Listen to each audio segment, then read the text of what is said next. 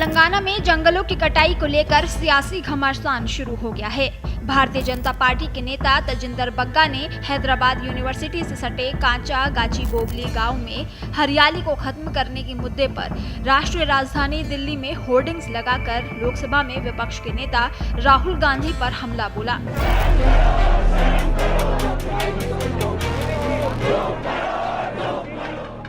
Hoardings पर लिखा था, राहुल गांधी जी कृपया तेलंगाना में हमारे जंगलों को काटना बंद करें। आपको बता दें, इससे पहले 3 अप्रैल को सुप्रीम कोर्ट ने तेलंगाना के कांचा गाचीबोवली में एक वन क्षेत्र में पेड़ों की कटाई का स्वतः संज्ञान लेते हुए साइट पर पेड़ों की कटाई पर रोक लगा दी थी और मुख्य सचिव को चेतावनी दी थी कि अगर उसके आदेश का पालन नहीं किया गया तो इसके परिणाम भुगतने होंगे। जस्टिस BR गवई और ऑगस्टीन जॉर्ज मसीह की पीठ ने कहा, ये बहुत गंभीर मामला है, कानून को अपने हाथ में नहीं लिया जा सकता।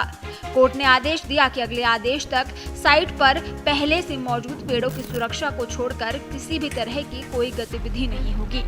जब हैदराबाद विश्वविद्यालय के छात्रों ने जंगल को बचाने के लिए विरोध किया तो करीब 50 छात्रों को पुलिस ने हिरासत में लिया। भारत में खूबसूरत राष्ट्रीय पक्षी मोर को मारने पर 7 साल तक की सजा हो सकती है। कांग्रेस सरकार ने तेलंगाना में उसी मोर के घर को तबाह कर दिया। 400 एकड़ के जिस जंगल को काटा जा रहा है वो कांचा गाचीबोवली वन हैदराबाद केंद्रीय विश्वविद्यालय के पास है। राज्य सरकार इस हिस्से को IT पार्क बनाने के लिए खाली करवाना चाहती है, जिसका विश्वविद्यालय के छात्र छात्राएं और पर्यावरण कार्यकर्ता विरोध कर रहे हैं। उनका कहना है कि ये जंगल की जमीन है और इसे काटने से वहां रह रहे पशु पक्षियों और पर्यावरण को तो नुकसान होगा ही, साथ ही स्थानीय तापमान में भी बढ़ोतरी होगी। छात्रों, पर्यावरणविदों और स्थानीय लोगों का कहना है कि ये क्षेत्र जैव विविधता से समृद्ध है, जिसमें 455 से ज्यादा प्रजातियों के पेड़ पौधे, मोर, हिरण और अन्य प्रजातियों के वन्यजीव हैं।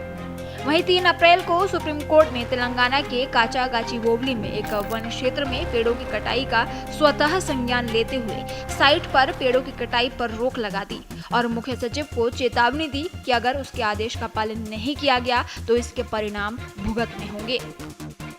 जस्टिस BR गवई और ऑगस्टीन जॉर्ज मसीह की पीठ ने कहा, ये बहुत गंभीर मामला है, कानून को अपने हाथ में नहीं लिया जा सकता। कोर्ट ने आदेश दिया कि अगले आदेश तक साइट पर पहले से मौजूद पेड़ों की सुरक्षा को छोड़कर किसी भी तरह की कोई गतिविधि नहीं होगी।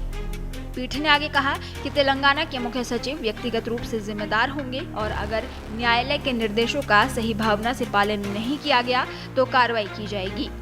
पीठ ने मुख्य सचिव से न्यायालय के प्रश्नों का उत्तर देने को कहा, जिसमें ये भी बताना शामिल था कि वन क्षेत्र से पेड़ों को हटाने सहित विकासात्मक गतिविधियों को शुरू करने की अनिवार्य आवश्यकता क्या थी।